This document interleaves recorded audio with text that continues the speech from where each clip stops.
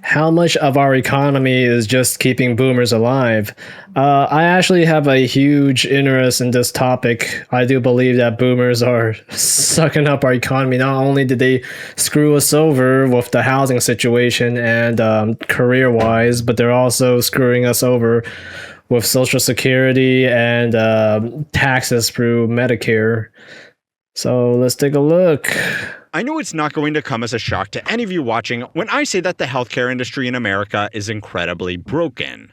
We spend almost double most other advanced economies, and yet we have measurably worse outcomes, lower life expectancy, higher infant mortality, more easily preventable deaths, far lower early intervention methods, not to mention the general stress that goes along with the trip to the hospital, which means a lot of people just don't go until it's too late. Now again, I know none of this is shocking to you, but these frictions, failures, and financial incentives have all become so Yeah, I think I owe a bit of money on medical debt too, but that's not so much old people. I mean, yeah, it's partially their fault, but it's also the healthcare industry fault too, right? You have doctors that are just overcharging patients in order to maximize profit if they don't argue with their bill. ingrained into a system that has in turn become so ingrained into our country that it raises a rather concerning question.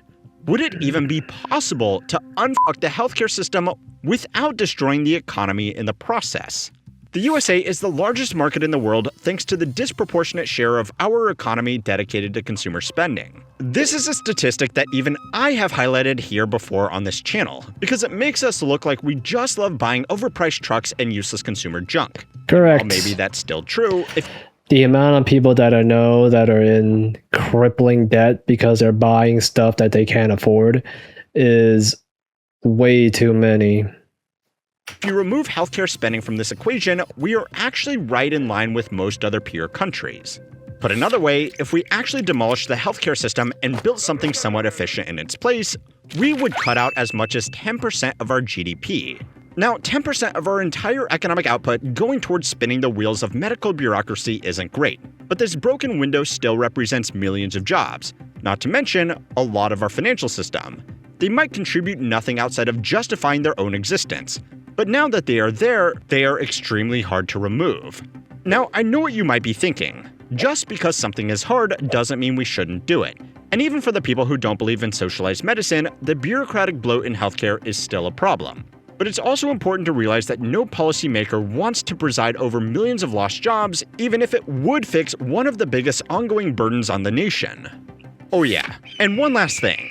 Before all of you non-Americans start feeling too smug about the rock and a hard place we have wedged ourselves into, it's probably worth exploring how we have exported this issue across the world to the point where there is a pretty good chance we are making your health outcomes worse as well. I think what's happening today is actually quite important, which is a reflection of the sprawling bureaucracy that's actually making America sick. Oh man. Families have to check their bank account before seeing a doctor. The result is... Guys, if you have a medical emergency, just go to the hospital. Don't think about the cost.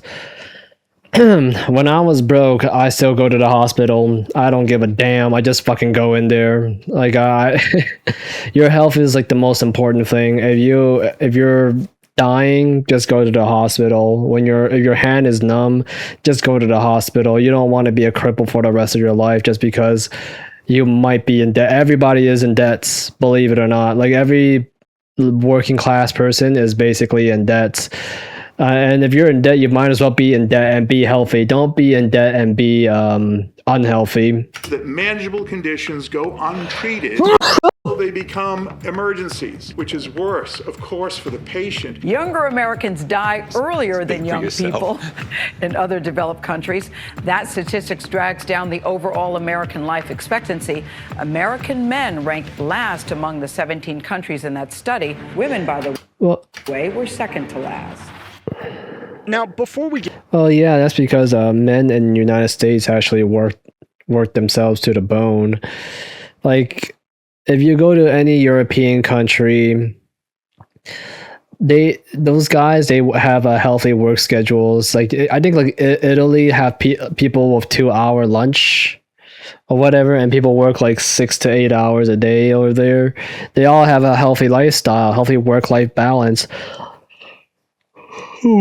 But America, oh man, but in America, like you're expected to work 8+ hours. It's not as bad as Japan, but then Americans, not only do they work like more than normal, they also eat abnormally. They consume and consume. They just and they're also very like brain dead on how they take care of themselves. Get into it, I think a bit of context is in order.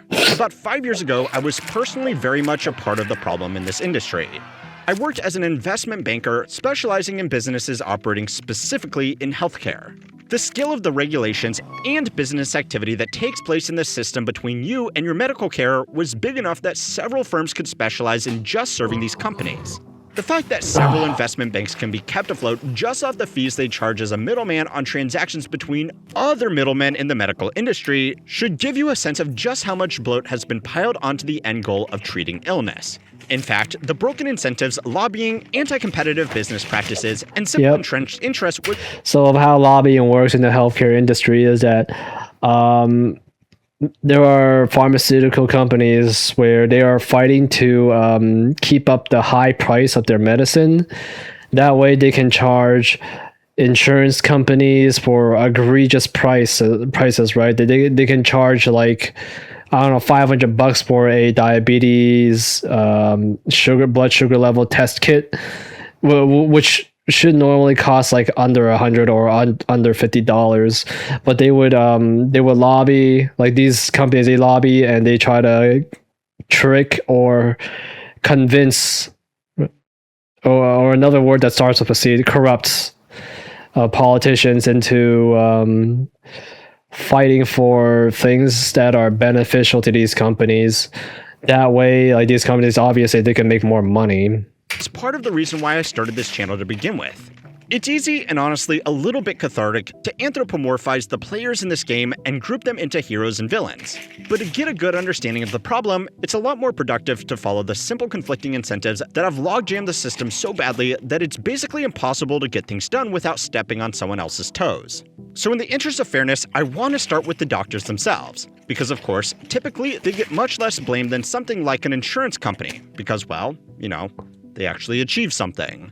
But they still have incentives of their own and bodies that lobby aggressively to protect those interests. Becoming a doctor, and especially a specialist, takes a long time and puts... It takes way too long, to be honest. I don't think that you should have to spend, 10 years or 12 years in order to be a doctor, because like you have to go get a bachelor's degree and then you had to take a 4-year school afterwards, medical school, and then you had to go into some kind of training for 2 years in order to be a doctor. I personally, I think it takes way too long. I think it's longer than 10 years. I might be wrong. But I think it takes way too long to be a doctor. I know people that are like just good doctors off the rip, like anyone that self-studies like anything, that has a passion to do what they want, and they're willing to invest their own free time to learn new knowledge that's beyond the book. I think those are good doctors, and it's kind of easy to tell what's a good doctor and what's a shitty one. Most students into a massive amount of debt. According to the AAMC, the median medical student was graduating $205,000 in debt, and that's accounting for some people who were able to get a scholarship or had parents to fund their education. For students going the private college route, that number can be as high as $400,000. Yeah, there's no need to go to a private college. There's always a need for doctors, like going to some fancy private school. It's all masturbation. It's just all like a way for you to feel fancy. Like I know a lot of people that go to these private schools just so that they can, you know, they can be in an environment full of like rich kids or spoiled brats, because they like that kind of they like that kind of a lifestyle. Realistically, like I think most of the best people come from shitty places.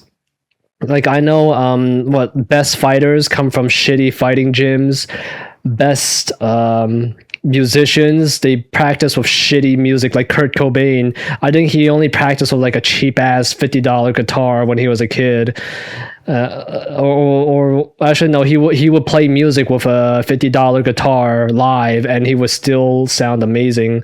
And when he was a kid, like his uncle got him like the cheapest guitar, and he just practiced on that, and he became one of the best musicians. That guy was a god for among young men.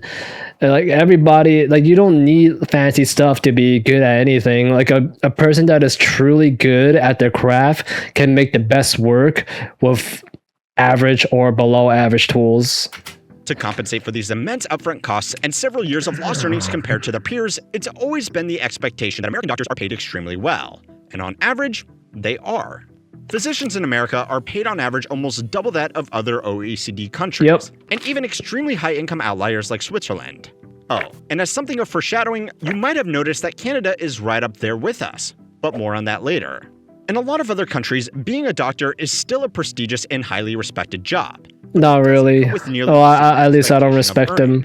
And in America, this wasn't by mistake either. The American Medical Association, which represents physicians, has lobbied Congress relentlessly to limit residency positions for students graduating from medical school. The Medicare graduate medical education funding has remained more or less intact since 1997, but during that same time, we have added 70 million people to our population. This has all limited the supply of doctors to the point where the good news, we can use more people. Totally. Fewer physicians than we need by 2033. Yeah, this is the reason why you don't need to go to some fancy school and get yourself in deeper debts.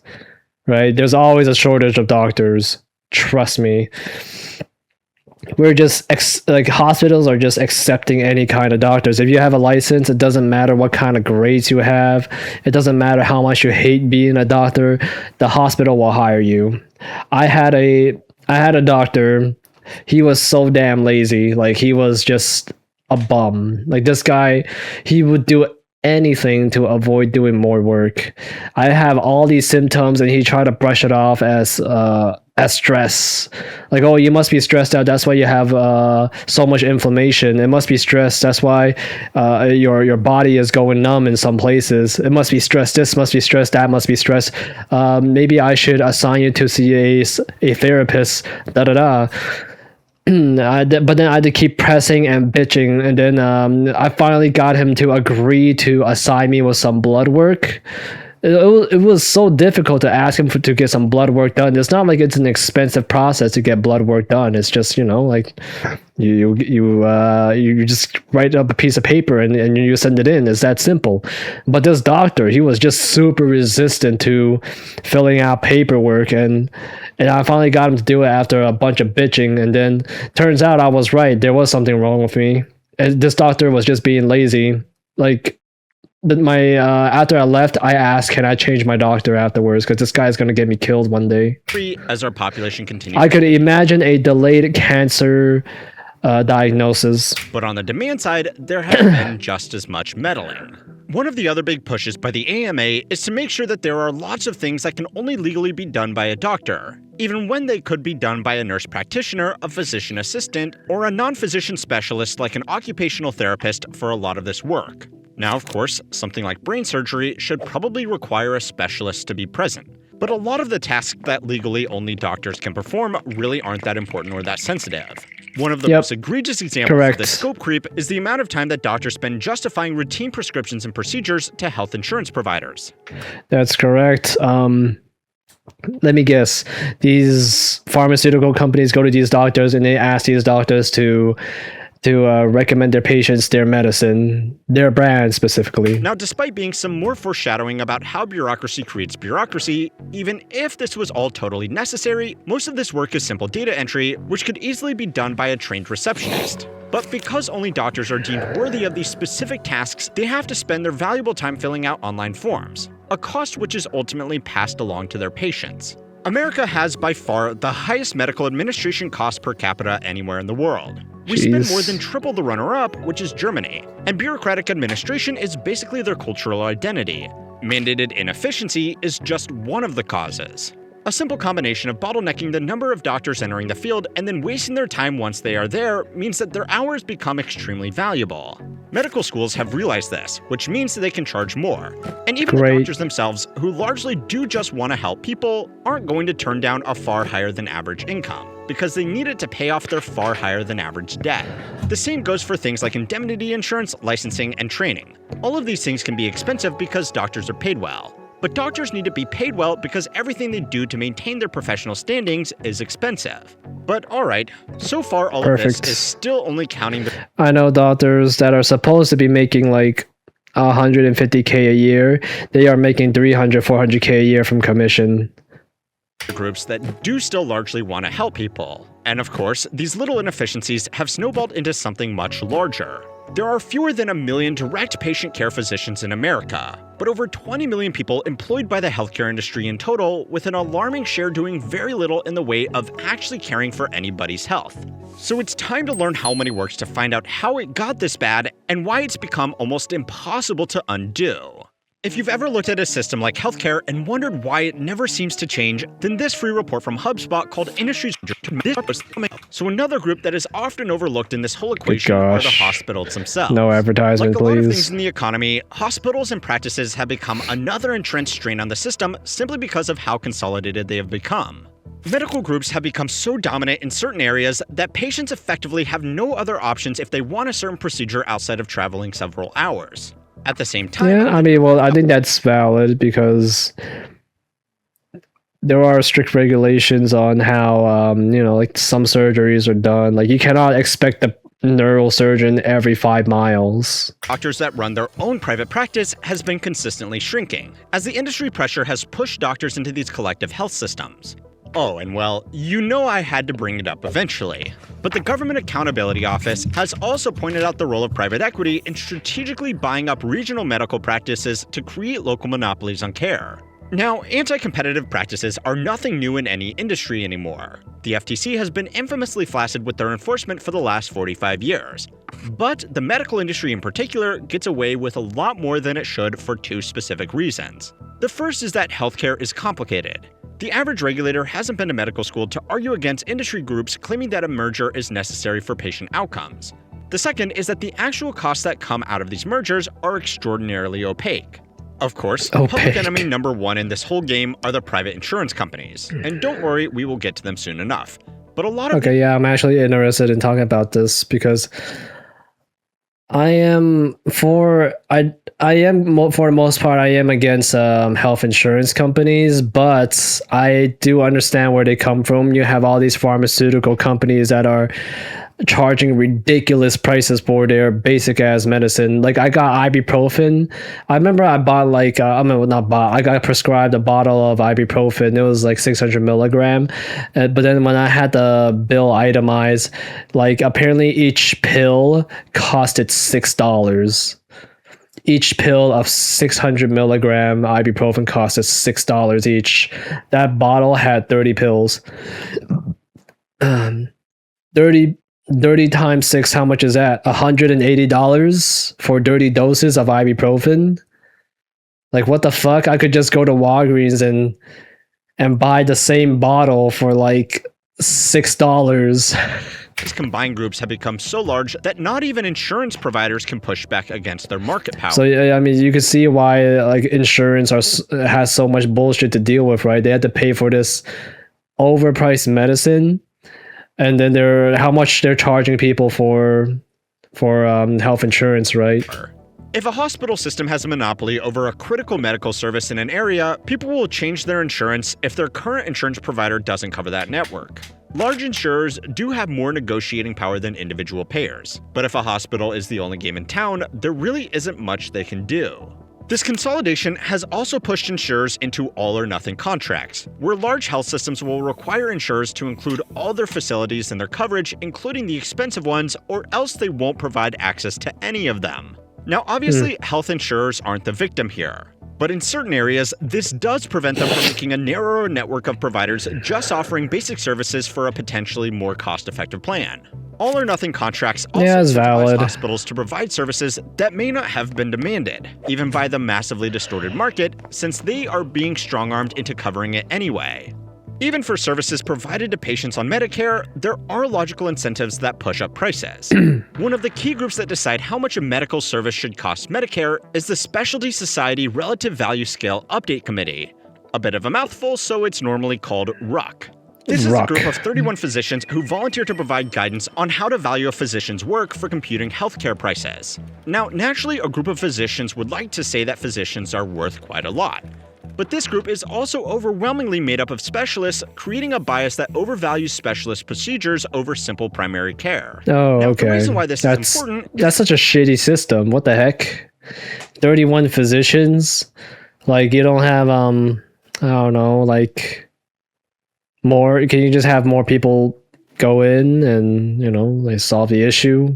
because the prices this group lays Like out instead of are 31, maybe have always adopted by 310? Medicare, and the prices adopted by Medicare act as a price floor template for the rest of the industry as a whole, with various built-in markups. Honestly, it's not too dissimilar to how government treasuries determine the rates that people pay on their home loans and credit cards. All of these conflicting groups obviously create a lot of friction in an already very complex industry, which also allows for other groups to cash in ways that are harder to notice with everything else going on. Pharmaceutical companies make roughly 40% of their global revenue here in America, even though Great. we have 4% of the world's population. Yeah, because you can overcharge for medicine. There's like no price ceiling for medicine in America, or the price ceiling is really high. You go to countries like China, Germany, Japan, France, Italy, they all have price ceilings. There's like a limitation to how much you can charge a certain type of medicine. Like it's all listed out. It's not like America, right? Like where you can charge $6 per a pill of ibuprofen. It's no secret that we massively overpay for medicine, but within this whole mess, who's going to notice? The US market has become so lucrative that we have effectively subsidized R&D for the rest of the world, because selling a new drug to Americans is so profitable that Yeah, it's actually quite ridiculous. I know a nurse, she dropped her job at the hospital so she can open a medical supply company. And what she would do is that she would take she would have like informations of her patients or of patients of old people, and then she would sell them these like like basic old people medical supplies like diapers, canes, walkers, the thing you put on your bed when you piss on it. I forgot what's that called, a piss pad or whatever. The thing is, like, those old people don't come and pick it up, and what they would do with the supply is that they would just throw it away, and then they will order more, and then they would just keep ordering for these old people that never requested it, that doesn't even know it, that these medical supply companies exist. Like this nurse, she would just keep making money from the government just by ordering on the behalf of all these old people and throwing away medical supplies, and then that's her money, that's her plan, and she makes so much money, crazy money. She's a millionaire, she's a multimillionaire. every other country can basically just break even. And then, of course, boxing this whole thing in are health insurance companies, which may get some pushback from some of the big healthcare groups, but can still ultimately pass everything along to regular consumers, in costs that are usually obfuscated by employer healthcare plans. These guys keep everything out of sight and out of mind for most people, until they actually need to deal with it. And then, of course, they have an incentive to delay, deny, and defend. Even if it did function without this logjam of conflicting interests, healthcare is never going to be a normal market. The information asymmetry is huge. The groups paying the bills are rarely the ones receiving the support. Prices are borderline impossible to find. Yeah. Even if you could get access to this information and actually understand it, you can't shop around while you're dying. That's correct. Yeah. I mean, personally, I believe there should be a budget to how much money a person can have for medical care, right? Like a government can issue you $200,000 per year for medical expenses. I don't think it should be infinite, like Canada. I think that's just crazy, because like if you have okay, I know this story from someone, I can't say who. No one will ever know, but I know someone that from Canada. During that time, like how Canadian, they have infinite healthcare. Back then, if you wanted to, and you're a Canadian citizen, you can get the best surgeon in the world from any country, right? Like the best heart surgeon from Germany. That's what she was looking for. She got the best heart surgeon from Germany, set up an appointment with him. She the plane tickets, the hotel stay, the food, and some occasional shopping, the surgery, the medicine, the aftercare, and the flight back and everything. All of that was covered by the Canadian healthcare. I did not know that they will even cover your food bill, your restaurant bill. It was insane. Like, she got all that shit paid off while vacationing in Germany.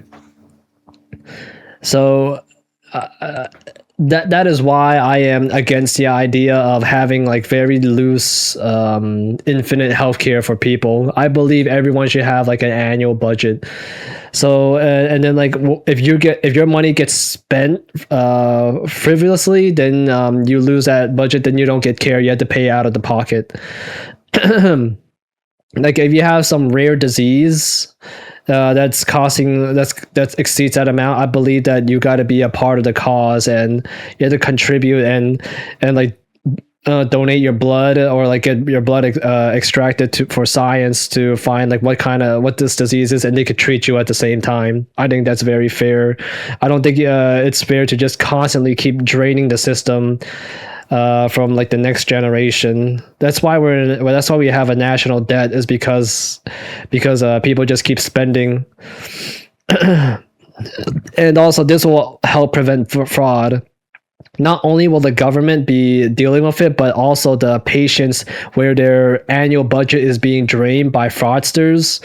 If they get a bill that's itemized and it says like, oh yeah, you got billed for erectile dysfunction medicine. Like, what the fuck? I don't have ED. What the heck? Then you would go out of your way and call the government or somewhere in some people in the healthcare department to deal with this shit. Like, hey, I did not make this charge.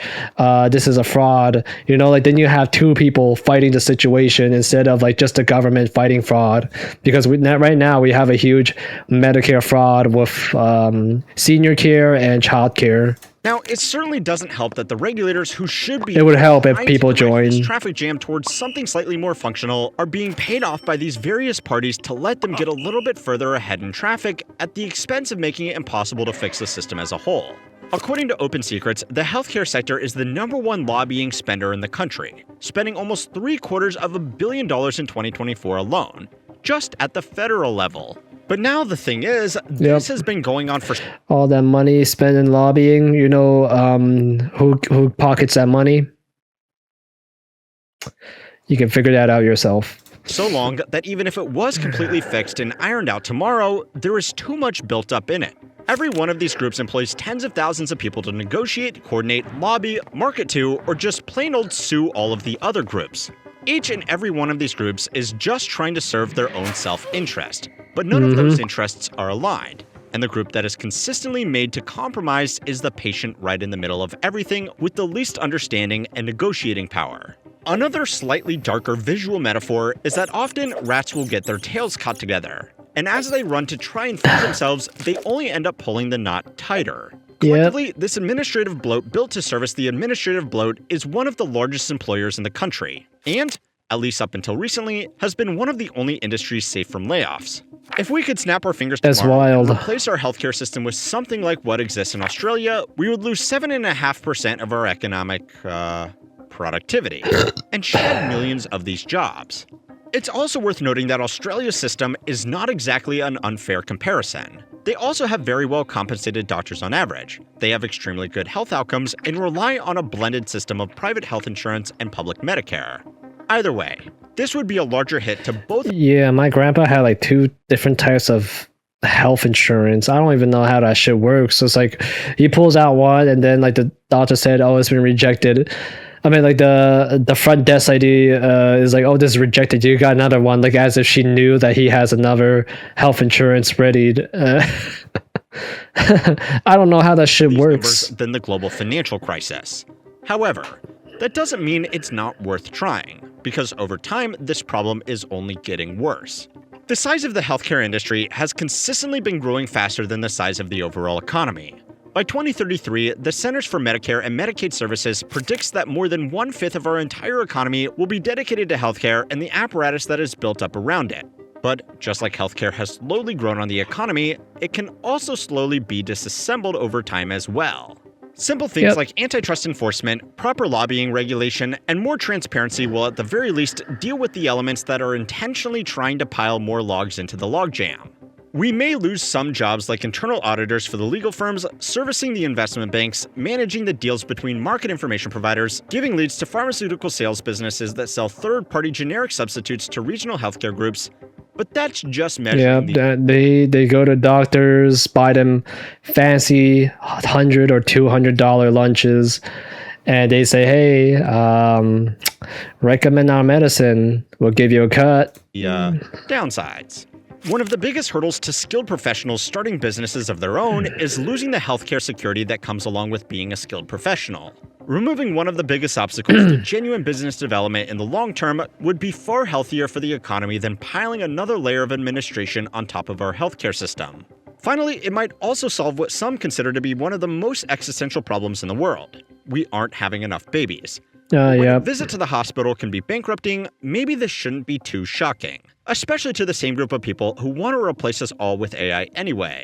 But go and watch this video next to find out why they still really want you to have a child anyway, because it gets really weird. There was a lot more to talk about in this video, which I will be writing a newsletter on in my totally free newsletter. Wow. Or Compounded Daily. So make sure to sign up for that if you want to learn about it more. And don't forget to like and subscribe to keep on learning how money works. Great video. How money works. Give this guy a follow. I already subscribed to him. When will America quit using lobbying as a euphemism for corruption and hence admit that corruption is normalized in their system? Yeah, exactly. Like I'm surprised that companies could just have their guys go in there and actually, well, yeah, I think they do have the right to do that. But then I think that the politician that approves of a regulation that is toxic and anti-productive to society, like those politicians should just be murked, not like killed, but like fired and thrown in jail. America is the only country in the world where you and your doctor agree that you need a important procedure or screening, but a random person in another state with no medical knowledge who you never talk to can deny you it. Yeah, sounds about right. As an EMT, I've had patients be more concerned about their insurance and their own personal rapidly falling health. Trust me, when I say most EMTs hate the ridiculous cost of transport just as much as you do. If the system needs to burn, let it. Yeah, and also EMT gets paid minimum. Believe it or not, like they get paid like just $1 above the minimum wage. Because well, you know, healthcare is expensive, right? But the rich people want to pocket the money. They're not going to give it to the hardworking people, which is why, you know, like American healthcare is super corrupted. Politician worrying about the loss of insurance jobs is like trying to stop the invention of lawnmowers because people who are on all fours clipping grass with scissors might be out of work. But yeah, like. That's, oh wow, Mike Israel divorce files? What the heck? Huh. I'll watch that later. But yeah, like this is healthcare, American healthcare. It's just a lot of corruption. You know, like I hope that Donald Trump will put a ceiling on these prices.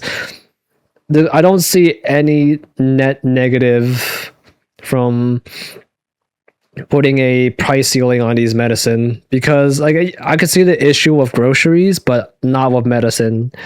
You can easily replicate medicine, not like fruits or vegetables, or how small the profit margins are in grocery stores. Like it will screw these grocery stores over. But if you were to limit the price of medicine, like, yeah, it will hurt these pharmaceutical companies, but realistically, they don't really do much.